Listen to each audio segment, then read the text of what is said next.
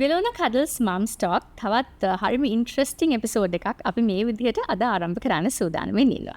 ඉතින් අදත් ආදරණීය අම්මා කෙනෙක් අපිත් එක්ක එකතු වෙලා ඉන්නවා. එයාගේ එක්ස්පීරියන්සස් ගැන, එයාගේ මදර්හුඩ් ජර්නි එක ගැන ඔයගොල්ලොත් එක්ක ෂෙයා කරගන්න. අද අපිත් එක්ක එකතු වෙලා ඉන්න ආදරණීය අම්මා තමයි දශාන්ති කම්ලත්ගේ.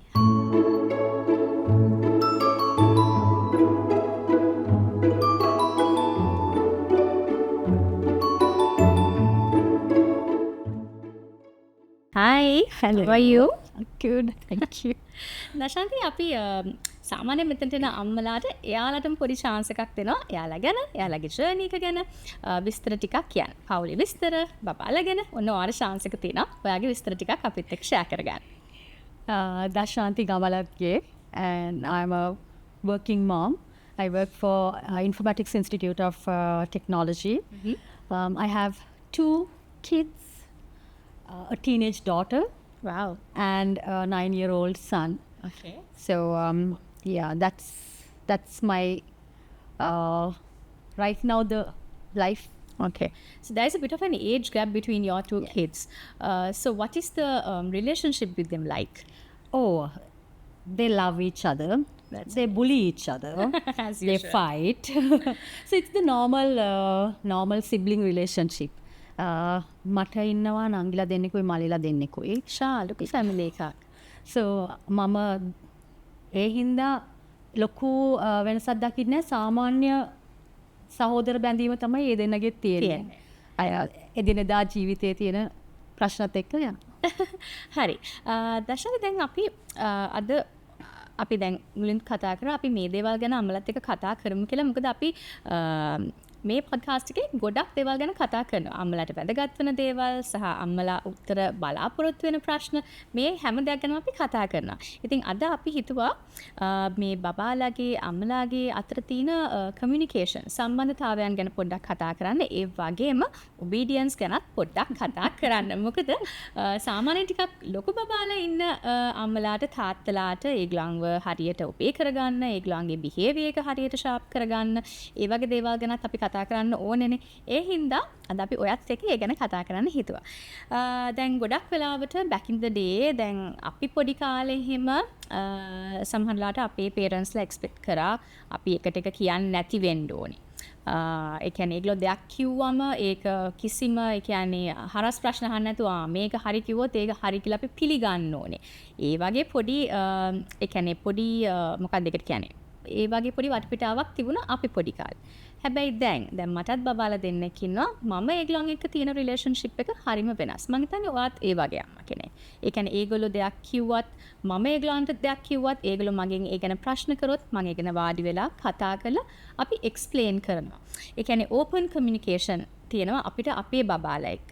ඉතින් මේ අන්ඩර්ස්ටෑන්ඩින් එක මං හිතන්නේ ඒගොල්ලන්ගේ වර්ධනයට ගොඩක් ඉවහල් වෙනවා කියලා මම හිතනවා. හැබැයි දැන් ඒ කාලේ මේ කාලේ වෙනස්නේ. එතකොට ඔයා කොහොමද ඔයාගේ බබාලාගේ මේ ඔබීඩියන්ස් එක, බිහේවියර් එක හදාගන්න මොන වගේ දේවල්ද ඔයා කරන්නේ?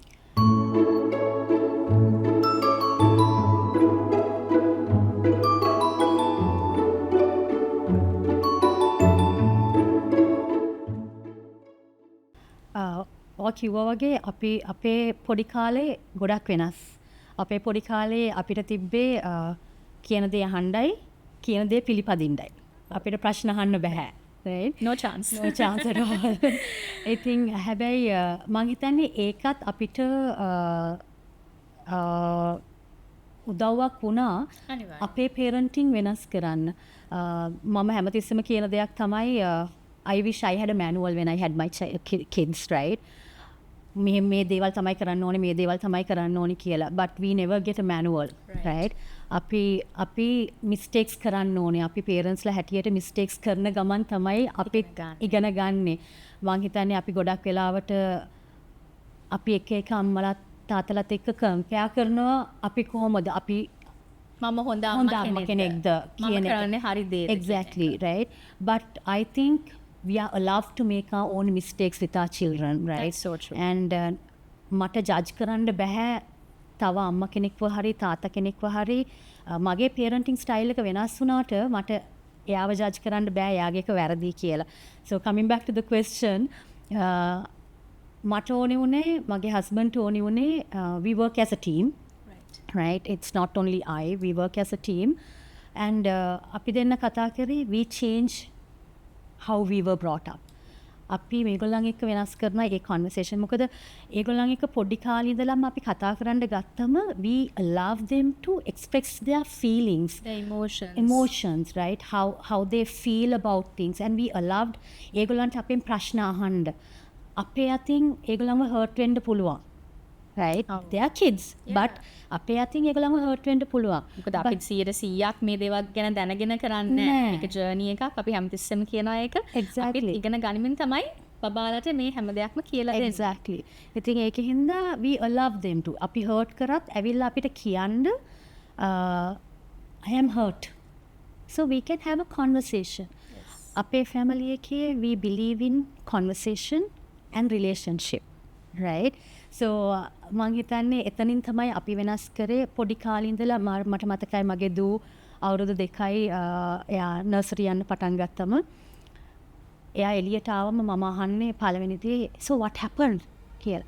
මට කියන්නේ I ate all. Right? That's the first conversation we've had. So for the first year මුළු අවුරුද්දටම මම අහන හැම පාරම අම්මා I ate all. And I feel like we also expect them දැන් අපි කියනනේ උදේට කෑම එක දානකොටත් කියනවනේ එනවා කාලා එන්න කියලා පුතා කියලා. ඒ හින්දා වෙන්න ඇති ඒගොල්ලෝ එහෙම කියන්නේ නේ. But at least A conversation එක වෙනවනේ.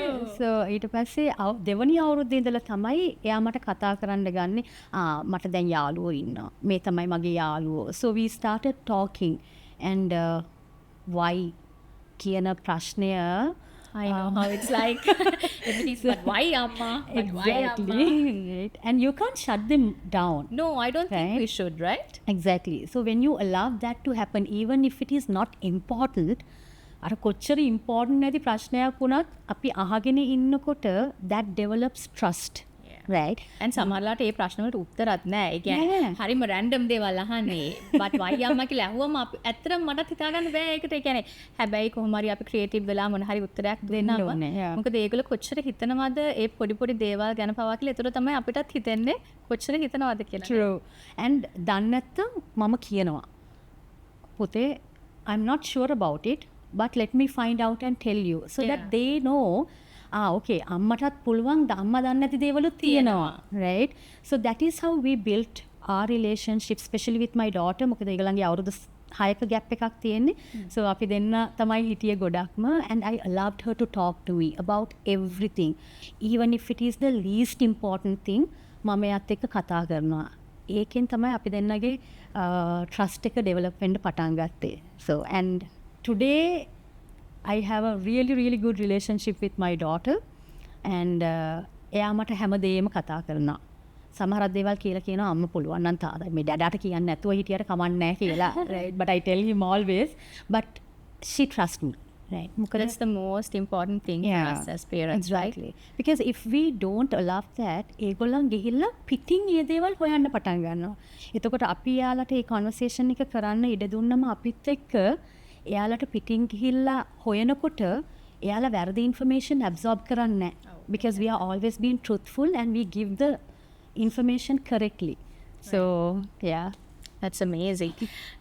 එතකොට දැෂන්ත දැන් හැබැයි ওই වගේ දේවල් අතර පොඩි ඉතින් වැරදි වැඩවලට දඩුවම් දෙන, අපවාද දෙන, උපදෙස් දෙන වෙලාවල් තියෙනවානේ.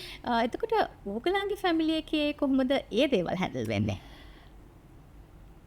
There are times I feel like screaming. Whether you want them to listen to you, right? But they don't. Yeah, especially with my son. දූට වඩා පුතත් එක්ක කොල්ලෙක්නේ. ඔව්. දඟයි. ඔව්. කෙල්ලත් එහෙම ඒන්ජල් නෙමෙයි. එයාත් කොල්ලෙක් වගේ සමහරක් වෙලාවට. නමුත් එයාට තේරුම් ගන්න පුළුවන් ගොඩක් වෙලාවට. අරයත් එක්ක පොඩ්ඩක් අමාරුයි. ඉතින් එයාත් එක්ක ගොඩක් වෙලාවට මම මගේ වොයිස් එක පොඩ්ඩක් වැඩි වෙනවා. හැබැයි දැන් මොකද මන් තේරුම් ගන්න ඕනේ එක they are kids. ඒගොල්ලන්ගේ මානසික මට්ටම. ඔව්. ඒ කරලා moods emotions අපිට වගේම තමයි බබාලටත් ඒ moods තියෙනවා. අන්න ඒකයි. අපි කැමති අපේව තේරුම් ගන්න but අර ඒගොල්ලන්ගේව තේරුම් ගන්න අපි කැමති නෑ. මම පළවෙනියට ඒක කරේ නෑ. මට මම ඒක ඉගෙන ගත්තා. මම වැරදි කර කර මම ඒක ඉගෙන ගත්තා. මොකද ඒගොල්ලන් හර්ට් වෙනකොට මම තේරුම් ගන්න පටන් ගත්තා. ඊට පස්සේ එයාලගේ මට්ටමින් කල්පනා කරන්න මම පුරුදු වෙන්න පටන් ගත්තා. සෝ මගේ හස්බන්ඩුයි දෙන්නම ඒ දේ කරන්න පටන් ගත්තා. සමහරක් වෙලාවට මේ 1 2 3 වැඩ කරනවා. ගොඩක් වෙලාවට මගේ පුතාට නම කියලා 1 2 3 කියනකොට නාතනා සෙටල්. එයා දන්නවා එතකොට හරි අම්මා දැන් මේක මෙතෙන්ට එන්නේ මම කරන දේ හරියන්නේ නැති හින්දා තමයි අම්මා ඔය තත්ත්වෙට එන්නේ. So he listens. So yeah ඔය වගේ දේවල් තමයි. මොකද එතනදිත් ඉතින් අර for them to understand that their emotions are important to us.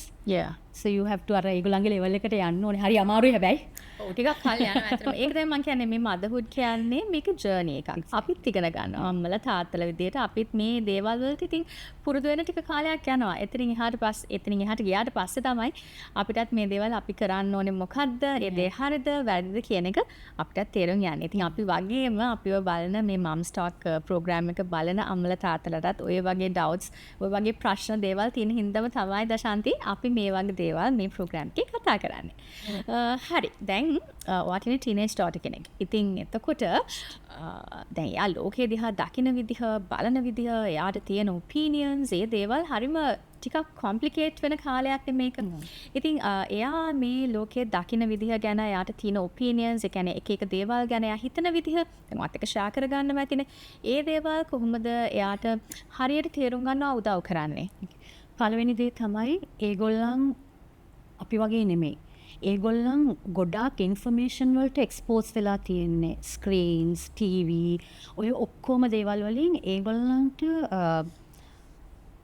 ලෝකය දිහා බලන්න, ලෝකයේ වෙන දේවල් දකින්න අපිට වඩා අවස්ථාවක් තියෙනවා. එතකොට ඒගොල්ලන්ගේ මනස ඒගොල්ලන් හැදෙන්නේ මේ strong opinions එක. So they become opinionated. But as parents, it is our duty not to shut them down. Yeah. Right? They have to be opinionated. But as parents, we have to guide them. Right? Okay, yes, but be respectful. Right? How do you navigate it? Right? You can give your opinion, but make sure that everyone else is like considered. Yeah. Right? So you shouldn't shut them down. Because if you shut them down, it's their personality also.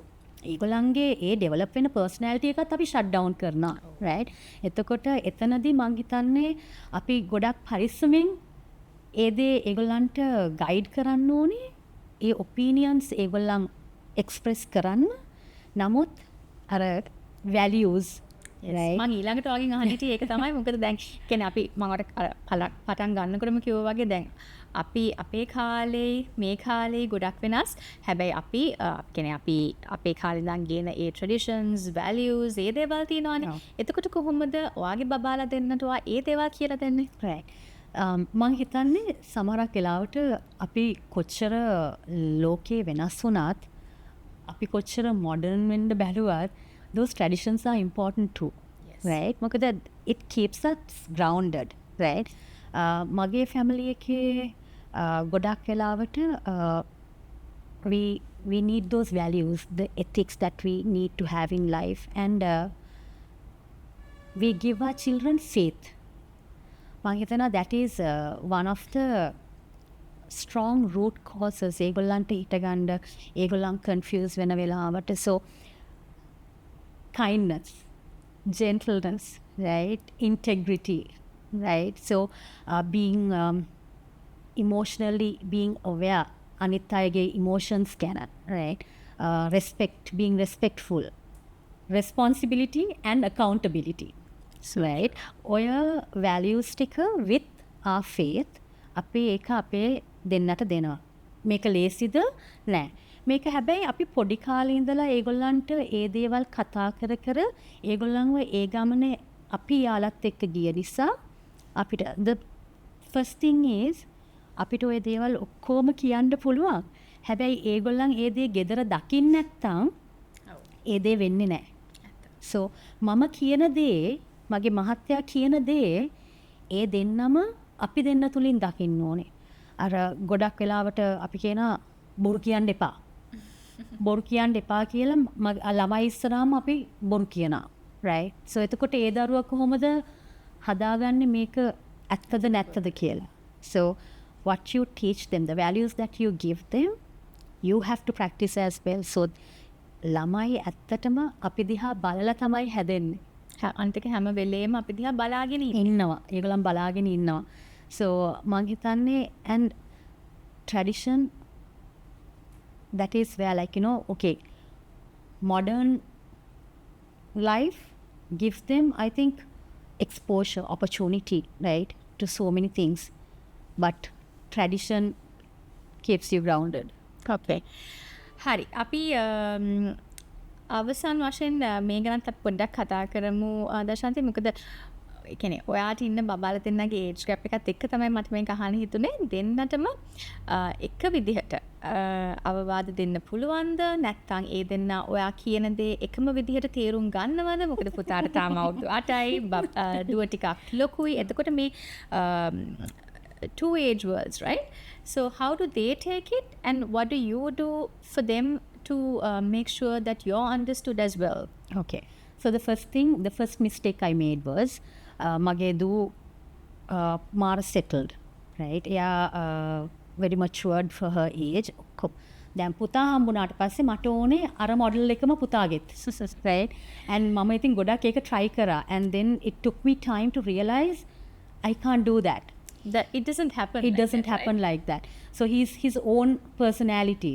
So ඕක තේරුම් ගත්තම මං හිතන්නේ it's easy for us to navigate and understand how they work, how their personalities work. and එතකොට අපිට ඒගොල්ලන්ට ඒ අවස්ථාවන් දෙන්නටම එක විදියට එකම හැන්දෙන් බෙදන්න බෑ. ඒක කරන්න බෑ. right? ගොඩක් වෙලාවට මල්ලි නම් කැමති කියන්න අක්කට කරනවනේ මට කරන්න කියන එක. නමුත් you can't do that. You can't. You have to understand where they are coming from and why they are feeling what they are feeling, and then address that. නැත්තම් අමාරුයි. හරි. දශාන්ති ගොඩාක් ස්තුතියි අද දවසේදී වෙලෝන කඩල්ස් මම්ස් ටෝක් අපේ ප්‍රෝග්‍රෑම් එකත් එක්ක එකතු වුණාට. ඉතින් ඔයාට අපි විශ් කරනවා වගේ ෆියුචර් එන්ඩේවර්ස් වලට හැම දෙයකටම ඔයාට සාර්ථක අම්මා කෙනෙක් වෙලා ඉන්නවාද. ඉතින් ගොඩාක් ස්තුතියි ඒ හැම දෙයක්මත් එක්ක අද අපේ ප්‍රෝග්‍රෑම් එකටත් එකතු වුණාට. Thank you so much. Thank you for having me. right. so අපි තවත් එපිසෝඩ් එකක් එනං ඉක්මනටම අරන් එන්න වෙලෝන කඩල්ස් මම්ස් ටෝක් එක. එහෙනම් අදට අපි ප්‍රෝග්‍රෑම් එක ඉවර කරන්නයි මේ සූදානම් වෙන්නේ.